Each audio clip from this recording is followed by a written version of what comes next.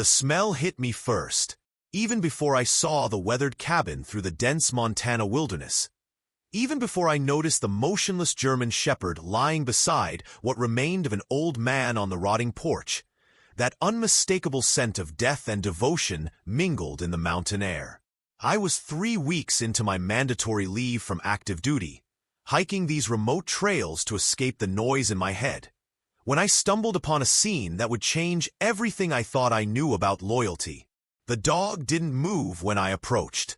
His massive frame was curled protectively around his deceased owner, ribs showing through matted fur, eyes hollow but still alert, still watching, still guarding.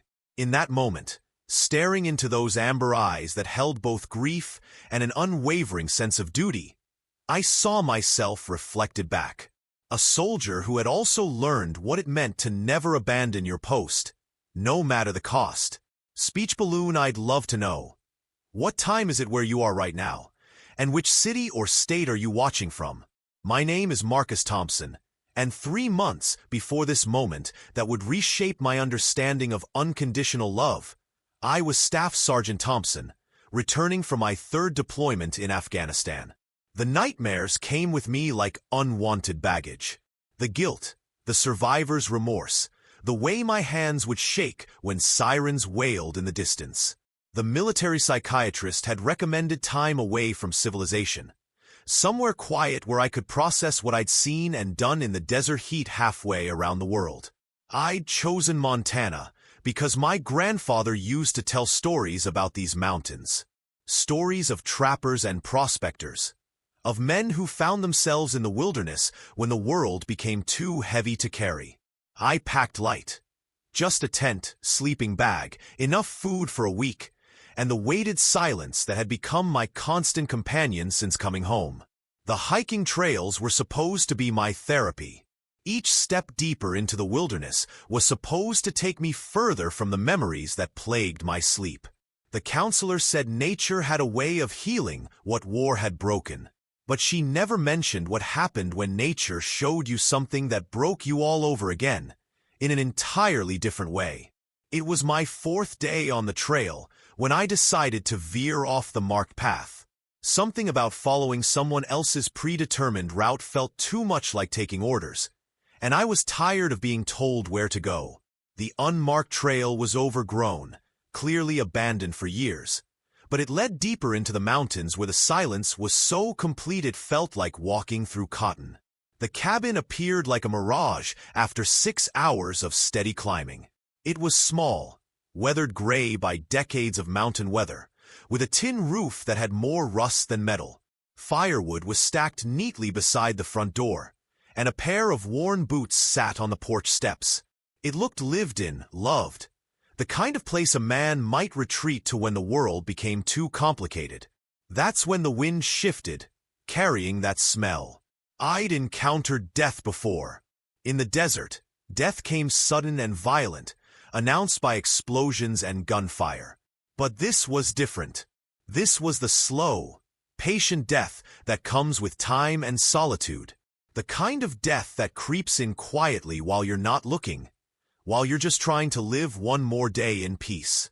The German shepherd was lying lengthwise against what had once been a man, positioned as if he were trying to share warmth with someone who would never be warm again. The dog's coat was a patchwork of black and tan, though dirt and malnutrition had dulled its natural luster. His ears pricked forward when he heard my footsteps, but he didn't lift his head, didn't abandon his post. The man, though calling him a man at this point was generous, wore faded jeans and a flannel shirt that had seen better decades. His weathered hands were folded across his chest, and somehow, impossibly, there was a peacefulness to his face that suggested his passing had been gentle. Natural, the kind of death we all hope for when our time comes. But it was the dog that stopped my heart cold. Even from 20 feet away, I could see every rib outlined beneath his coat. His water bowl was bone dry, cracked from the sun. Food scattered around the porch suggested he'd initially tried to eat, but most of it remained untouched, spoiled by weather and time. This animal had been slowly starving himself to death rather than leave his human side. I approached slowly, speaking in the same low, calm voice I'd used with frightened civilians in war zones. "Hey there, soldier. I see you. I see what you're doing here." The dog's eyes tracked my movement, intelligent and aware, but his body remained pressed against his owner. His tail gave the faintest twitch, not quite a wag, more like an acknowledgement, a recognition that I understood the gravity of the situation. When I got close enough to really look at him, I could see the full extent of his condition. His gums were pale, his eyes sunken. There were patches where his fur had fallen out, probably from stress and malnutrition. But more than his physical deterioration, it was the expression in his eyes that nearly brought me to my knees. This dog was dying of grief. I'd seen that look before, in the mirror every morning since coming home. The look of someone carrying a burden too heavy for one soul, but refusing to set it down because setting it down would mean admitting defeat, would mean accepting that some things can't be saved, can't be protected, can't be brought back no matter how fiercely you guard them.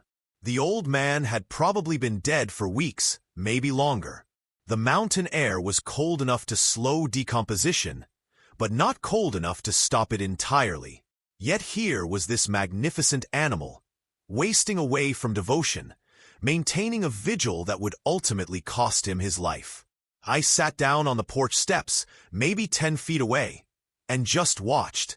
The dog watched me back. We studied each other like two soldiers recognizing something familiar across a battlefield. Two beings who understood what it meant to hold a position long after the war was over. The silence stretched between us, broken only by the whisper of wind through pine trees and the distant call of a hawk circling overhead. I found myself thinking about loyalty, about the promises we make to the people we love, about the difference between honor and self-destruction. In Afghanistan, we had a saying, "Leave no one behind." It was more than a motto. It was a sacred oath. But what happened when the person you were supposed to protect was already gone? What happened when your mission became impossible, but you couldn't bring yourself to abandon it? This dog had answered that question with his life. The sun was starting to sink behind the mountain peaks, painting the sky in shades of amber and rose that reminded me of the dog's eyes. I knew I couldn't leave him here. Not like this. Not dying alone beside someone who was already beyond saving. But I also knew that moving him would be a betrayal of everything he'd been fighting for.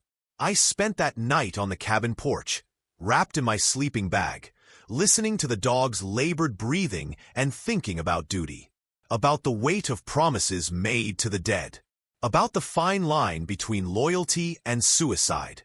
The dog didn't sleep. Every few hours, he would lift his head slightly, checking on his human, making sure nothing had disturbed the peace of their final vigil together. It was heartbreaking and beautiful and completely futile, and I recognized it as the purest form of love I'd ever witnessed. When dawn broke over the mountains, painting everything gold and new, I made a decision that would have consequences I couldn't yet imagine. I started talking to the dog. Not the baby talk people usually reserve for animals, but the kind of straight conversation you have with a fellow soldier when the situation is beyond sugarcoating. "Listen," I said, my voice carrying clear in the mountain air. "I know what you're doing here. I know you think leaving means giving up, means you failed him somehow. But look at yourself, soldier. Look at what this devotion is costing you." The dog's ears twitched. His eyes remained fixed on my face. "Your human wouldn't want this for you. No good human would want their dog to die of grief. Your job was to love him while he was alive, and brother, mission accomplished. But he's gone now, and your new mission is to live, to carry his memory forward instead of dying beside it." I don't know if dogs understand human philosophy, but something in his posture shifted slightly. Not surrender, exactly, but maybe the first crack in his resolve. "I'm a soldier too," I continued. "I know about holding positions. I know about missions you can't abandon even when they're killing you. But I also know that sometimes the most courageous thing you can do is accept when the mission parameters have changed. The morning sun climbed higher, warming the porch where three beings sat in various states of transition. One who had already completed his journey, one who was deciding whether to continue his, and one who was just beginning to understand what his might become. I pulled food from my pack, jerky, trail mix, a packet of dried fruits. I placed them near the dog, not close enough to seem like bribery, but close enough to be an option. An invitation back to the world of the living. He sniffed the air where the scent of food mingled with pine and morning mist, but didn't move toward it. We sat there for hours, the dog and I, in what felt like the longest negotiation of my life. Every now and then, I would speak to him softly, sharing stories about my own struggles with survivor's guilt, about the friends I'd lost and the weight of continuing without them. I told him about Rodriguez, who died in an IED explosion while I was 20 yards away, helpless to do anything but watch. About how I'd spent months believing I should have been faster, should have seen the danger, should have taken his place. I told him about the nightmares where I tried to save people who were already gone, and how exhausting it was to fight battles that had already been lost. The dog listened with the intensity of someone who understood every word, even if he couldn't respond in kind. Around noon, something changed. Maybe it was the heat of the sun finally warming his chilled bones, or maybe it was simply that grief has its own natural life cycle. But the dog lifted his head fully for the first time since I'd arrived.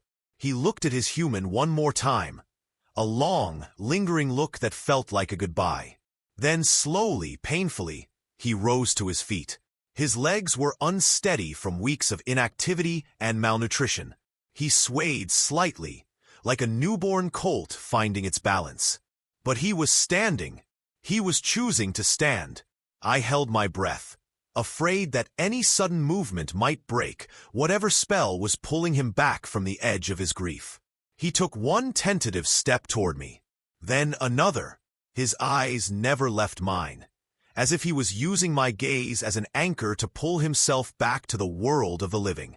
When he reached the food I'd laid out, he sniffed it carefully before taking a small, cautious bite.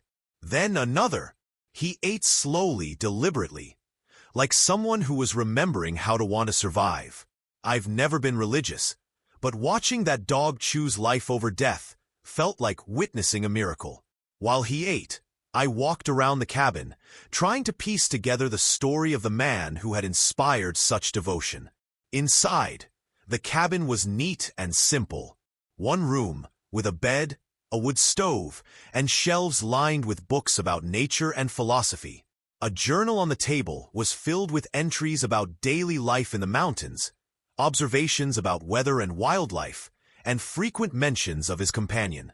Max is getting gray around the muzzle. One entry read, "Still insists on hiking the long trail every morning, though he moves slower than he used to. I worry about what will happen to him when I'm gone. He's never known any life but this one, never known any human but me." Another entry, dated just weeks before. "Max has been staying closer to the cabin lately. Dogs know things we don't.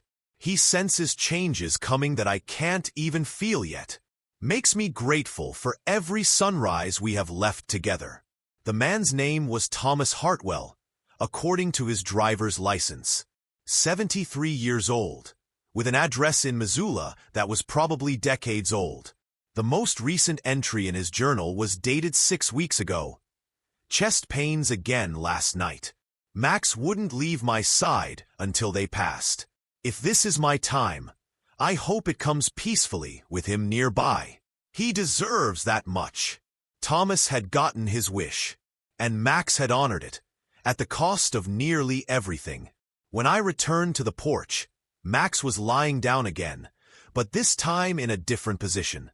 Not the desperate, clinging posture of before, but the alert rest of a dog who was still on duty, but no longer consumed by it.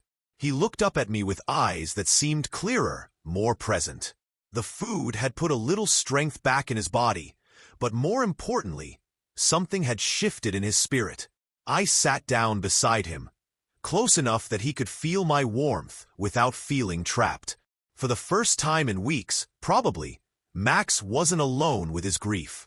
The afternoon sun painted long shadows across the porch as I made the arrangements that needed to be made. Using my satellite phone, I called the local sheriff's department to report finding Thomas Hartwell's body. They would handle the formalities, contact whatever family might exist, arrange for burial. But Max was my responsibility now. Not because I'd chosen it, but because some responsibilities choose you. The sheriff's deputy who arrived 3 hours later was a woman in her 50s with kind eyes and the practiced efficiency of someone who'd handled death in remote places before. Deputy Sarah Morrison took one look at Max and immediately understood the situation. "This dog's been guarding him the whole time, hasn't he?" she said. It wasn't really a question.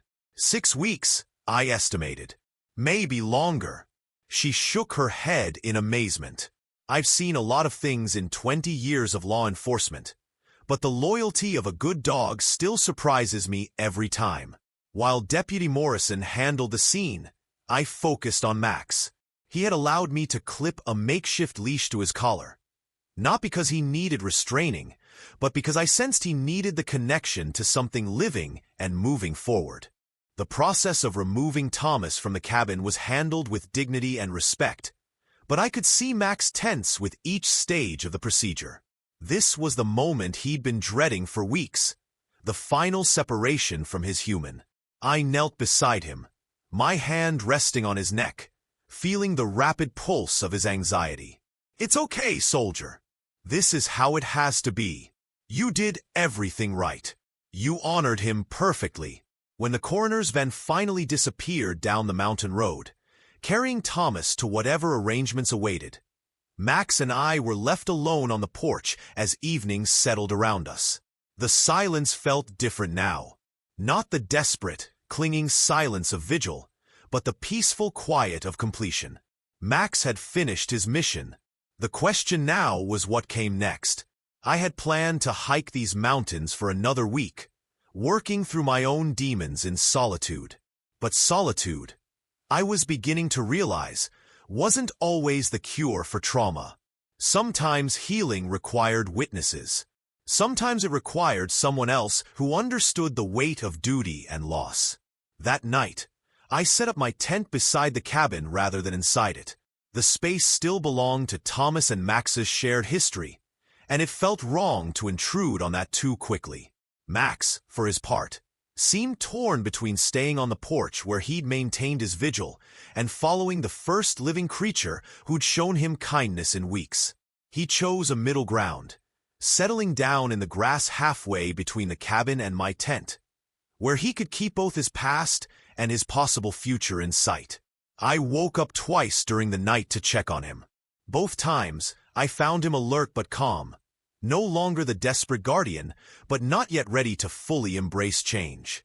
Progress in grief comes in increments too small to measure except over time. The next morning brought a decision point. I needed to get Max to a veterinarian, get him checked out and properly nourished. But more than that, I needed to figure out what happened next. For both of us. Max followed me as I packed up my campsite, staying close but not clingy. He seemed to understand that movement was required now, that staying still was no longer an option. The hike back to civilization took most of the day. Max's condition made the going slow, and I found myself adjusting my pace to match his capabilities rather than pushing him to keep up with mine. There was something therapeutic about that. Letting someone else's needs determine the rhythm of the journey, instead of forcing my own agenda on the world. We stopped frequently to rest, and for me to offer him water and small amounts of food. Each time, he accepted what I gave him with a dignity that suggested he was choosing to accept care rather than simply submitting to it. As we walked, I found myself talking to him more naturally, sharing thoughts and observations the way I might with a human hiking companion. The The conversation was one-sided, obviously, but his attention felt genuine. He listened like someone who understood that sometimes talking helps make sense of complicated feelings. I told him about my own struggles with coming home from war, about feeling lost between the person I'd been and the person I was supposed to become, about how hard it was to find purpose when the mission you trained for your entire adult life was suddenly over. Max's situation wasn't so different. He'd been trained, in his own way, for a life of devotion to one person. Now that person was gone, and he had to figure out how to be a dog in a world that no longer included his primary reason for existing. By the time we reached my truck at the trailhead, something had shifted between us. We weren't just a man and a rescued dog anymore. We were two veterans of different kinds of service, both trying to figure out what came after the mission ended. The drive to the veterinary clinic in town was Max's first car ride in who knows how long. He sat in the passenger seat, alert but not anxious, watching the landscape change from wilderness to civilization with the curiosity of someone seeing the world with new eyes. Dr. Rebecca Chun, the veterinarian who examined Max, was thorough and compassionate. The news was better than I'd feared, but still sobering. Max was severely underweight and dehydrated, with some muscle atrophy from his weeks of inactivity. But there was no permanent damage, nothing that proper care and time couldn't heal. "He's strong," Dr. Chun said as Max tolerated her examination with patient dignity. "Good genetics, good foundation. With proper nutrition and gradual reintroduction to activity, he should make a full recovery." She recommended a careful feeding schedule to avoid refeeding syndrome, regular checkups to monitor his progress, and most importantly, patience. "Bodies heal faster than hearts," she reminded me. "He's going to need time to process what he's been through." That evening, in the motel room I'd rented for the night, Max and I faced our first real test of coexistence. The room was small, with 2 beds and a view of the parking lot. Nothing like the mountains where we'd found each other, but it represented something new, the possibility of a life together. Max explored the space carefully, sniffing corners and checking sight lines like the security professional he'd always been. When he seemed satisfied that the perimeter was secure, he settled down on the floor beside the bed where I was sitting. For the first time since finding him, I allowed myself to really consider what I was taking on. Adopting a dog was one thing. Adopting a dog with this level of trauma, this depth of grief, was something else entirely. But looking at him lying there, still alert but finally relaxed, I realized that maybe we were adopting each other. Maybe healing wasn't something you did alone, but something you did alongside someone else who understood the particular weight of loss and duty. The next morning, I called my sister in Denver. Jennifer had been urging me to visit since I'd gotten back from deployment, but I'd kept putting her off, not ready to pretend I was okay for the sake of family dynamics. "Marcus," she said when I told her about Max, "you found each other for a reason." Jennifer had always been more spiritual than me, more willing to see patterns and meaning in random events. But this time, her instinct felt right. "Bring him home," she said. "Both of you. You can stay here as long as you need to figure things out." Home. It was a concept I'd been struggling with since coming back from overseas. The apartment I'd rented before deployment felt like a way station, not a destination. But maybe home wasn't a place you found, but something you built with the people and animals who chose to share the journey with you. The drive to Denver took 8 hours, with frequent stops for Max to stretch his legs and for me to make sure he was handling the travel okay. Each mile put more distance between us and the mountains where we'd found each other. But it didn't feel like we were leaving something behind. It felt like we were carrying it forward. Jennifer lived in a craftsman bungalow with a fenced yard and the kind of warm, cluttered interior that immediately said family. She met us at the door with tears in her eyes and her arms open for both of us. Max accepted her attention politely, but stayed close to my side. His loyalty was beginning to transfer, but slowly, carefully, the way trust should rebuild after trauma. Over the following weeks, I watched Max come back to life in increments. The first time he wagged his tail was when Jennifer dropped a piece of chicken while cooking dinner. The first time he played was when her neighbor's golden retriever came to visit and refused to take no for an answer. But the most significant moment came 3 weeks after we'd arrived in Denver. I was sitting in Jennifer's backyard, reading and enjoying the afternoon sun, when Max came over and laid his head on my lap. Not for attention or treats, but just for connection, just because he wanted to be close to someone who understood him. In that moment, I felt something shift in my own chest. The constant tightness that had lived there since coming home from deployment loosened just slightly, enough to let me take a deeper breath than I'd managed in months. Caring for Max gave me structure and purpose in a way that all the therapy sessions and well-meaning advice couldn't.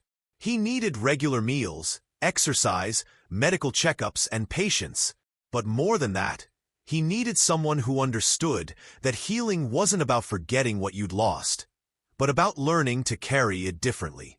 I started sleeping better, partly because Max's presence in the room made me feel less alone with my nightmares, and partly because his gradual recovery gave me hope for my own. We established routines together.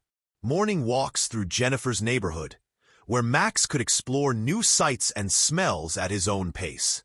Afternoon training sessions, where I taught him basic commands he'd probably known years ago but seemed to have forgotten during his weeks of grief. But the most important routine was our evening conversations. After dinner, when the day was winding down, I would sit with Max and tell him about my day, my thoughts, my plans for tomorrow. He would listen with the focused attention of someone who understood that words weren't just sound, but connection. I told him about the job interviews I was starting to have, conversations about translating military skills into civilian careers, about my slowly growing confidence that maybe I could build a meaningful life outside the structure of the Army. I told him about my own grief, for friends lost in combat, for the sense of purpose and brotherhood that had defined my adult life, for the version of myself that had existed before war changed everything. Max listened to all of it with the patience of someone who had carried his own impossible burdens and lived to tell about it. 2 months after bringing Max home to Denver, I got a job offer that would change both our trajectories again. A veterans organization in Colorado Springs was looking for someone to develop their therapy dog program, working with returning soldiers who were struggling with PTSD and adjustment disorders. The irony wasn't lost on me. I'd been saved by a dog who needed saving, and now I was being offered the chance to help other veterans find similar healing. But more than the job itself, what struck me was the realization that Max could be part of the program. His story, his resilience, his ability to form new bonds after devastating loss. All of it could help other soldiers understand that recovery was possible. The night I got the job offer, I sat with Max in Jennifer's backyard and told him about the opportunity. He listened with his usual attention, but there was something different in his posture, an alertness that suggested he was ready for whatever came next. "You up for a new mission, soldier?" I asked him. His tail wagged once deliberately, the first time I'd seen him respond to a question with what looked like actual enthusiasm.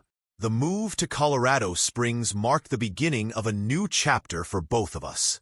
I rented a small house with a large yard, close enough to work that Max could come with me when appropriate, far enough from the city center that we could have quiet when we needed it. My first day at the Veterans Center, I brought Max with me to meet the staff and get a sense of how he might fit into the program. The response was immediate and overwhelming. Veterans who had been silent and withdrawn in group therapy sessions opened up when Max was in the room.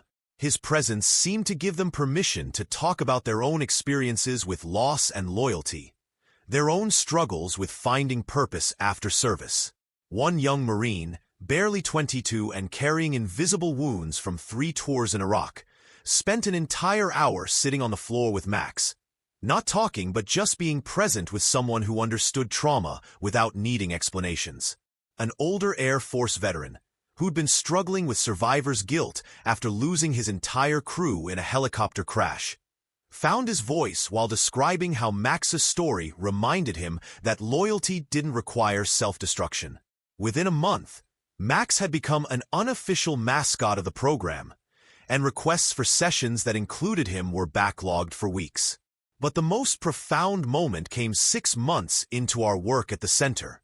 A young soldier named David Martinez, recently returned from Afghanistan and struggling with severe PTSD, had been resistant to all forms of therapy until the day he met Max.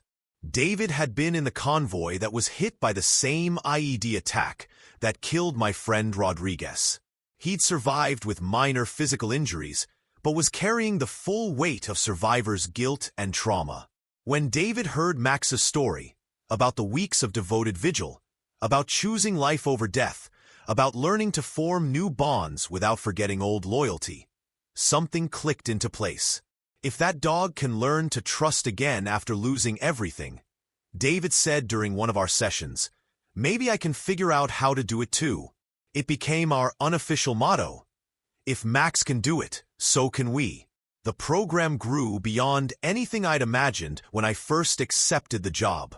We added more therapy dogs, developed structured curricula around animal-assisted therapy, and started getting referrals from VA hospitals across the region. But Max remained the heart of it all. His story became the foundation for discussions about resilience, about the difference between loyalty and self-destruction, about finding new purpose when the old mission ends. A year after finding Max on that mountain porch, I was invited to speak at a conference on innovative PTSD treatments. The organizers wanted me to share the story of how animal-assisted therapy had transformed our program's success rates. Standing at the podium, looking out at an audience of mental health professionals, veterans advocates, and fellow soldiers, I realized that Max's story had become our story, that his journey from grief to healing had become a roadmap for dozens of other veterans who were struggling with their own impossible burdens. But more than that, I realized that saving Max had saved me too, that the purpose I'd been searching for since leaving the Army had been there all along, waiting to be discovered through service to others who needed the same kind of patient, non-judgmental support that Max had taught me to provide. The presentation went well, but the real success came afterward, when a dozen veterans approached me to ask about the program, to share their own stories, to ask if they could visit Max and see for themselves if healing was really possible. Each conversation reminded me of that first morning on the mountain, when Max had chosen to stand up and take his first step back toward life. It never stopped being miraculous, that moment when someone decides to keep fighting instead of giving up. Today, 3 years after finding Max guarding Thomas Hartwell's body in the Montana wilderness, we're still working together at the Veterans Center.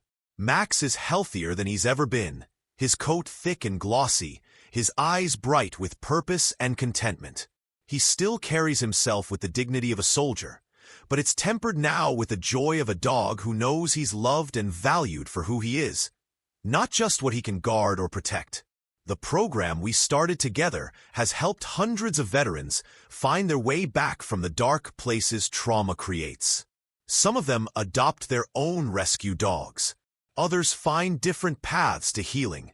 But all of them learn the same lesson Max taught me, that loyalty doesn't require self-destruction, and that choosing to live isn't a betrayal of what you've lost. I think about Thomas Hartwell sometimes, about the peaceful end he found in his mountain cabin with his faithful dog by his side. I think about how he would feel knowing that Max's grief, transformed into purpose, has helped so many other souls find their way back to life. But mostly, I think about that moment when Max first stood up and took a step toward me, choosing trust over despair, choosing connection over isolation. It was the moment when both our lives began again, when we discovered that sometimes the most profound healing comes not from forgetting our wounds, but from using them to help others find their own strength. In the end, Max didn't just survive his vigil on that mountain porch. He transformed it into something larger than grief, deeper than loss, stronger than the forces that try to convince us that holding on requires holding still. He taught me that the most courageous thing any of us can do is to keep moving forward, carrying our love for what we've lost as fuel for what we might still become. And sometimes, if we're very lucky, we find companions for the journey who understand that the most sacred duty isn't guarding the dead, but choosing, every day, to stay alive for the living. The sun is setting now through the office windows at the Veterans Center, painting everything golden the way it did that first morning when Max chose to trust me. He's lying at my feet as I finish writing this story, occasionally lifting his head to check on the veterans in the group therapy session down the hall. Still on duty, still loyal, still standing guard. But now he's guarding hope instead of grief, possibility instead of the past, and a future that stretches out ahead of us like an unmarked trail through beautiful, uncharted territory. That's the thing about love I've learned. It doesn't end when someone dies. It transforms. It finds new ways to serve, new hearts to heal, new purposes that honor what came before while embracing what might still be possible. But let me tell you about the moment that truly changed everything for both of us. The moment when I realized that Max's story wasn't just about one dog's incredible loyalty, but about something much larger that would ripple out and touch lives neither of us could have imagined. It was a Tuesday morning in late October, almost 2 years after finding Max on that mountain. The autumn air in Colorado Springs carried the bite of coming winter, and the aspens were dropping their golden leaves like nature's confetti. I was leading a group therapy session at the Veterans Center when a young woman in Army fatigues walked through our doors. Her name was Lieutenant Sarah Chun, and she carried herself with the rigid posture of someone holding herself together through sheer force of will. She'd been referred to our program after 3 months of traditional therapy, had failed to make any meaningful progress with her severe PTSD. Sarah had been a military police officer in Syria, responsible for training local police forces in combat zones. During her final deployment, her unit had been ambushed while escorting a convoy of civilian contractors. She'd watched helplessly as insurgents executed 5 people she'd been tasked to protect, including a translator who'd become like a younger brother to her. The guilt was eating her alive. She hadn't slept more than 2 hours at a time in 6 months.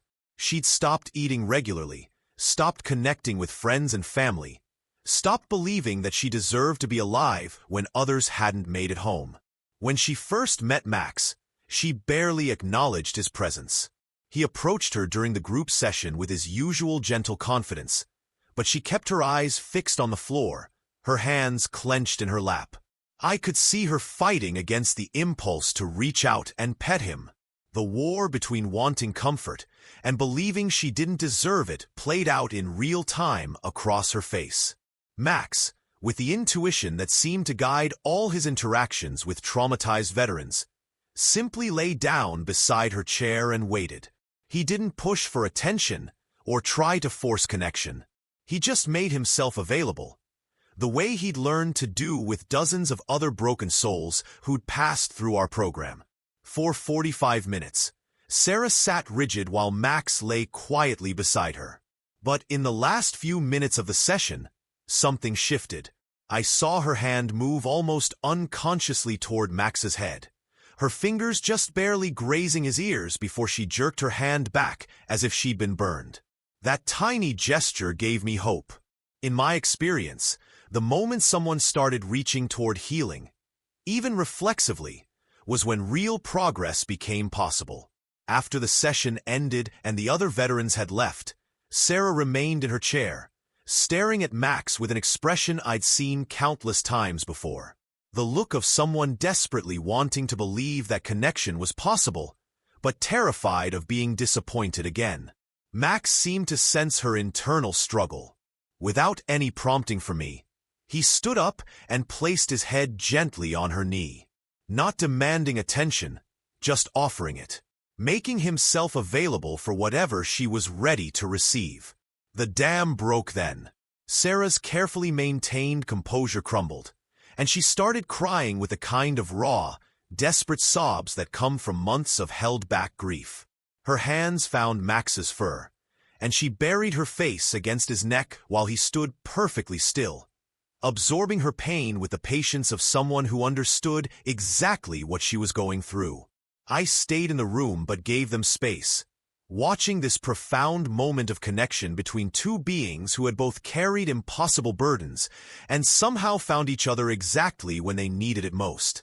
When Sarah finally lifted her head, her eyes were red and swollen, but clearer than they'd been since she'd walked through our doors. For the first time, she looked directly at Max, really seeing him instead of just registering his presence. "How long was he up there?" she asked, her voice hoarse from crying. "On the mountain, I mean. How long did he stay with his person after they died?" 6 weeks, I told her. "Maybe longer. He nearly died himself, rather than leave." She was quiet for a long moment, processing this information. When she spoke again, her voice was barely above a whisper. "I keep thinking I should have died with them. In Syria, that I should have found a way to save them, or died trying." Max lifted his head to look at her, and I saw something pass between them. A recognition, an understanding that went deeper than words. "But he didn't die," Sarah continued, her hand still resting on Max's head. "He chose to live instead. Even after losing everything. Even after losing everything," I confirmed. "And now look at what he's able to do. Look at how many people he's helped heal just by choosing to keep going." That conversation marked the beginning of Sarah's real recovery. She started coming to individual sessions 3 times a week, always requesting that Max be present. She would sit on the floor with him, talking through her guilt and trauma while he listened with the focused attention of a trained therapist. But more than that, Max seemed to understand that Sarah needed something specific from him, something beyond comfort or companionship. She needed to see that survival could be transformed into service, that staying alive could become an act of honor rather than betrayal. During one of our sessions, about a month after her breakthrough, Sarah told me about a dream she'd been having. In the dream, she was back in Syria, but instead of being helpless to save the people in her convoy, she was leading other survivors to safety. Max was with her in the dream, helping to guide people who were lost and scared back to places of security and hope. "I think I know what I'm supposed to do with my life now," she said, her hand unconsciously stroking Max's ears. "I want to work with trauma survivors, maybe not necessarily veterans, but people who've lost everything and need to learn how to build something new." That dream became reality faster than any of us expected. Sarah threw herself into studying trauma counseling with the same intensity she'd once applied to military service. She volunteered at local shelters, worked with domestic violence survivors, and eventually enrolled in a master's program in clinical psychology.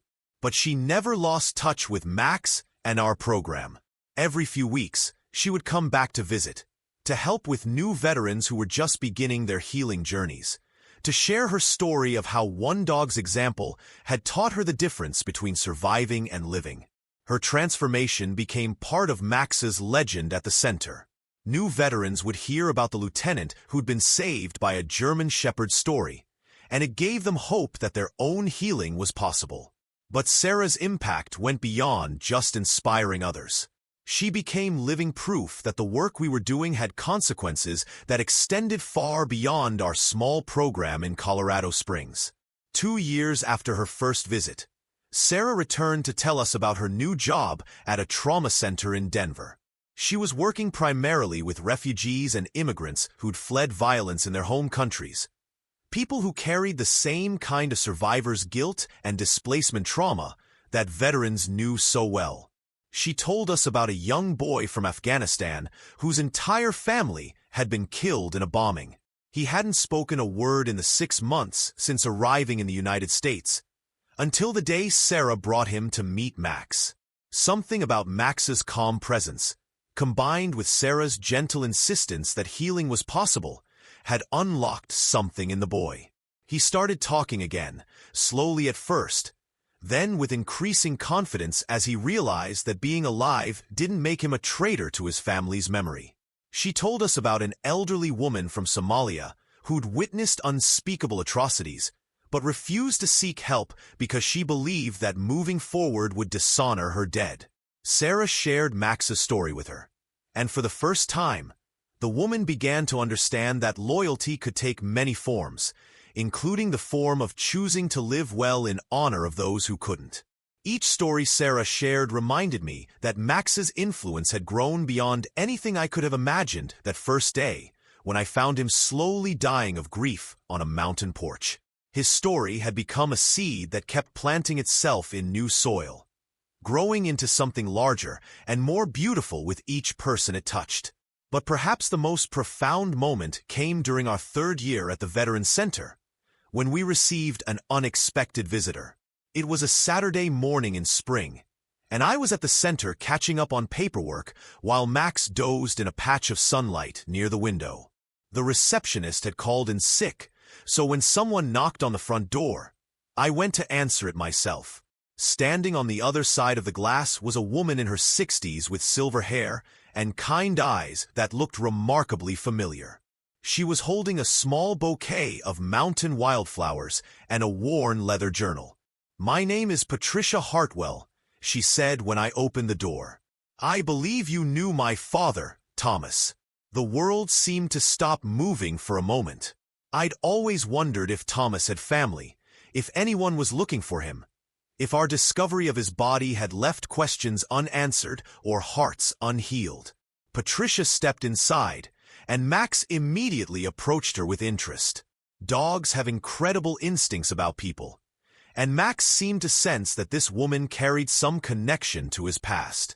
When Patricia knelt down to greet Max, the recognition in her eyes was immediate and overwhelming. "Oh my God," she whispered, her hands trembling as she touched Max's face. "You're the one who stayed with him. You're the one who wouldn't leave." I learned that Patricia lived in Seattle and had been searching for her father for over a year. Thomas had been estranged from his family for decades, choosing the isolation of mountain life over the complications of family relationships. But when he'd stopped responding to Patricia's occasional letters, she'd become worried enough to hire a private investigator. The investigator had eventually traced Thomas to the cabin, and from there had found records of the body recovery and Max's rescue. It had taken Patricia months more to track down our program and realize that the dog who'd guarded her father was now helping other people heal from their own traumas. She'd driven all the way from Seattle to meet Max and to thank me for saving him. But more than that, she'd come to share something that would change how I understood the entire scope of what had happened on that mountain. Thomas wrote about Max constantly in his journals. Patricia told me as we sat in my office with Max lying contentedly between us. Not just the daily entries about their life together, but deeper reflections on what Max meant to him, what their relationship taught him about love and loyalty and the meaning of life. She opened the leather journal she'd brought and began reading passages that Thomas had written about Max over the years. "Max teaches me every day about devotion without expectation, about love that doesn't require reciprocation or even acknowledgement. He stays by my side not because I feed him or shelter him, but because he has chosen me as his person, and that choice is sacred to him." Another entry, written just months before Thomas's death. "I worry sometimes about what will happen to Max when I'm gone. He's never known abandonment or betrayal, never learned to be suspicious or guarded. But maybe that's exactly what the world needs more of. Souls who love completely, without reservation, without the cynicism that comes from being hurt too many times." As Patricia read, I found myself seeing Max's vigil on the mountain in an entirely different light. It hadn't just been the mindless devotion of a grieving animal. It had been the deliberate choice of a being who understood love as a form of service, loyalty as a sacred commitment that transcended even death. But the most powerful passage came near the end of Thomas's final journal. If something happens to me before Max passes, I hope whoever finds him understands what they're seeing. They're witnessing the purest form of love that exists in this world. Love that asks for nothing, expects nothing, but gives everything anyway. I hope they can see past the tragedy of the situation to recognize the miracle of it. And I hope that whoever saves Max realizes that he will save them right back. Because that's what love does. It creates cycles of healing that extend far beyond the original relationship. When Patricia finished reading, the room was silent except for the sound of Max's gentle breathing and the distant hum of traffic outside the window. He knew, Patricia said softly, her hand resting on Max's head. Dad knew that Max would teach whoever found him something important about love and loyalty and healing. He trusted that their story wouldn't end with his death, but would become something larger. That night, after Patricia had driven back to Seattle with promises to stay in touch and plans to visit again, I sat with Max in our backyard and tried to process everything I'd learned. Thomas Hartwell hadn't just been a lonely old man who died in the mountains with his dog. He'd been a philosopher of love, someone who'd recognized the profound spiritual lessons that animals can teach us about devotion and service and the true meaning of loyalty. And Max hadn't just been a grieving dog who'd refused to abandon his owner. He'd been carrying forward a legacy of love that was meant to spread far beyond the boundaries of their private relationship. In that moment, I understood that my role in this story wasn't just as Max's rescuer or even as his partner in helping other veterans heal. I was part of a much larger narrative about how love multiplies when it's given freely, how healing spreads from one heart to another in ways we can't always see or predict. The program we'd built at the Veterans Center wasn't just about animal-assisted therapy or PTSD treatment. It was about creating spaces where the kind of love Thomas had recognized in Max could flourish and spread, touching lives in ways that would ripple out far beyond our small corner of Colorado. Over the following months, I started sharing Thomas's journal entries with veterans in our program, with their permission and with Patricia's blessing. The insights of a man who'd spent years observing and learning from unconditional love added a deeper dimension to the healing work we were doing. Veterans who'd been struggling with feelings of worthlessness began to understand that they were capable of the same kind of pure devotion that Max had shown Thomas. People who'd felt broken beyond repair started to see themselves as carriers of love that could heal others, even if they couldn't yet heal themselves. The journal entries became part of our regular curriculum, woven into group discussions and individual therapy sessions as examples of how to recognize and receive love, even in its quietest forms. But the most profound change came in Max himself. As he heard Thomas's words read aloud week after week, as he saw how those words affected the veterans who gathered around him, something shifted in his demeanor. He'd always been gentle and intuitive with the people who came to our sessions, but now there was a deeper sense of purpose in how he moved through the world, as if he finally understood the full scope of the mission he'd inherited from Thomas. He began seeking out the veterans who were struggling most, the ones who sat in corners during group sessions or who seemed most resistant to connection. He would approach them with a patience and persistence that suggested he understood exactly what they needed, even if they didn't understand it themselves. One evening, as I was locking up the center after a particularly difficult group session, I found Max sitting quietly beside the chair where a young Marine named Jackson had spent the entire hour in silent tears. Jackson had lost his entire squad in an explosion in Afghanistan. He'd been on leave when it happened, safe at home while his brothers died in a desert halfway around the world. The survivor's guilt was so intense that he'd barely spoken since returning home 6 months earlier. Max wasn't trying to comfort Jackson in any obvious way.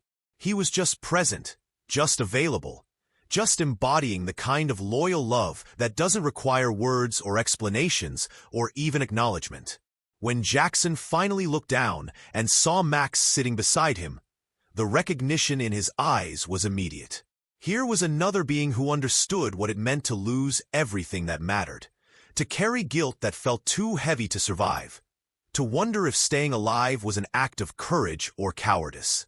Jackson's hand moved toward Max's head, slowly, hesitantly, as if he was afraid that contact might break some spell that was holding them both together. When his fingers finally touched Max's fur, Jackson spoke for the first time in months. "You stayed," he whispered.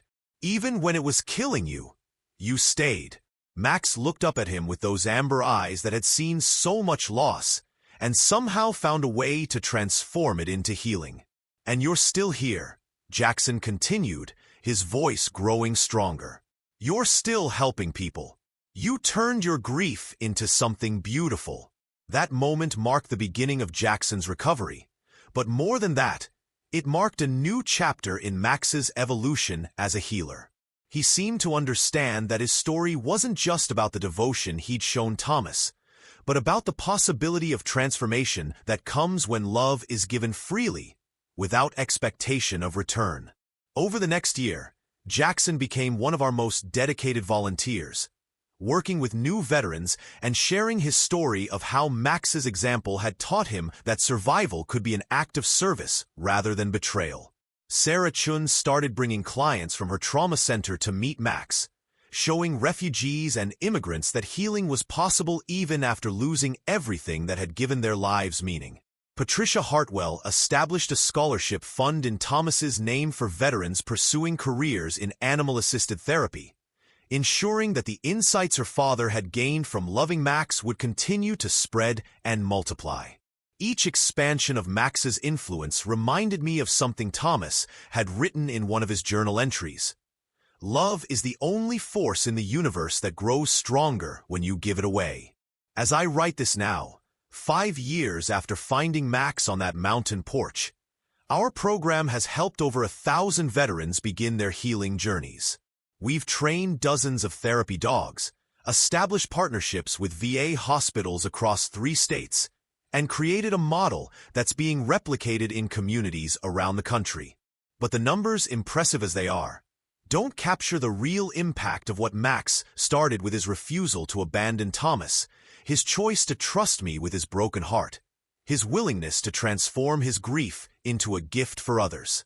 The real impact lives in the eyes of a young soldier who learns to sleep through the night without nightmares, in the hands of a veteran who rediscovers the courage to reach out for help, in the heart of a survivor who realizes that staying alive can be an act of love rather than an accident of fate.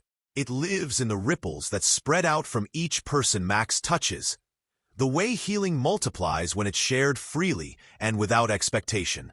Just last week, I received a letter from a teacher in Ohio whose veteran brother had gone through our program 2 years ago. She wrote to tell me that her brother's transformation had inspired her to start a therapy dog program at her elementary school, where children who'd experienced trauma could find comfort and healing in the same kind of unconditional love that had saved her brother. The letter included a photo of a shy little girl sitting with a golden retriever, both of them bathed in afternoon sunlight streaming through a classroom window. The expression on the child's face was one I'd seen countless times before. The moment when someone realizes that they're not alone, that healing is possible, that love can be trusted even after it's been broken. That photo now sits on my desk beside a picture of Max and Thomas that Patricia had given me. A reminder that love creates patterns that repeat themselves across time and space, touching lives in ways we can't always predict or understand. Max is older now, his muzzle showing silver and his movements a little slower than they were when I first found him. But his eyes still hold that same patient wisdom, that deep understanding of what it means to love completely and serve faithfully. He still comes to work with me every day, still seeks out the veterans who need him most, still embodies the kind of healing presence that can't be taught or manufactured, only received and shared. Sometimes, in quiet moments between sessions, I watch him lying in his favorite spot by the window and wonder what Thomas would think of what his beloved companion has accomplished. Would he be surprised by the reach of Max's influence?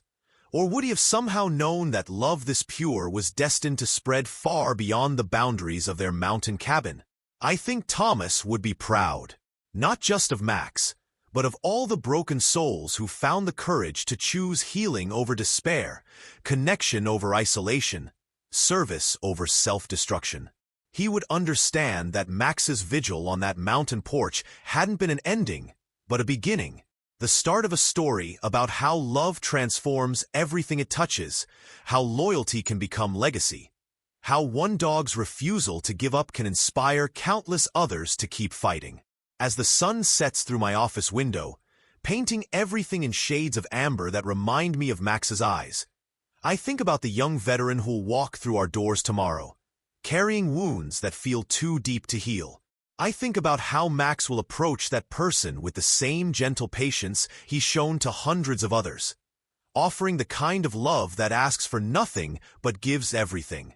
And I think about how that person's healing will create ripples of its own, touching lives and hearts in ways we may never know but can always trust. Because that's what Max taught me on that mountain 5 years ago, what Thomas understood in all those years of loving and being loved by a German shepherd who never learned to be anything less than completely devoted. Love doesn't end. It transforms. It spreads. It multiplies. And sometimes, if we're very lucky, it saves us all.